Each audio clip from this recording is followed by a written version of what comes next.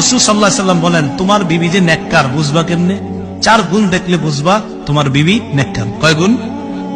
1 number, in আমারাহা আতাআতহু, স্বামী যদি স্ত্রীকে কোনো আদেশ করে, শরীয়ত মোতাবেক কোনো বৈধ আদেশ করে, স্ত্রীর সাথে সাথে তার আদেশ পালন করে। 1 নম্বর। 2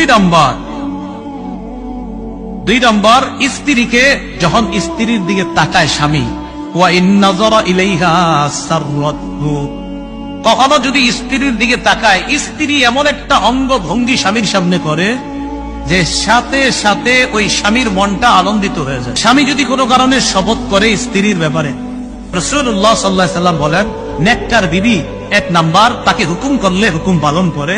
2 নাম্বার, স্ত্রী তার দিকে যখন তার স্বামী তাকায় সাথে সাথে মনটা খুশি হয়ে যায়, উৎফুল্ল হয়ে যায়।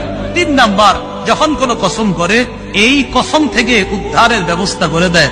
4 নাম্বার, ওয়াইন গাবা আনহা নাসাহাতহু ফি নাফসিহা ওয়া মালিহি, স্বামী যদি কোনো কারণে অনুপস্থিত থাকে, 3 দিনের জামাতে গেছে, 10 দিনের জামাতে বের হয়েছে, 40 দিনের চিল্লায় গেছে, 4 মাসের জামাতে বের হয়েছে, অথবা প্রবাসে গেছে কোনো কারণে, এই স্বামীর অনুপস্থিতিতে স্ত্রী তার নিজেকেও হেফাজত করে, স্বামীর সম্পদ গুলার স্ত্রী হেফাজত করে।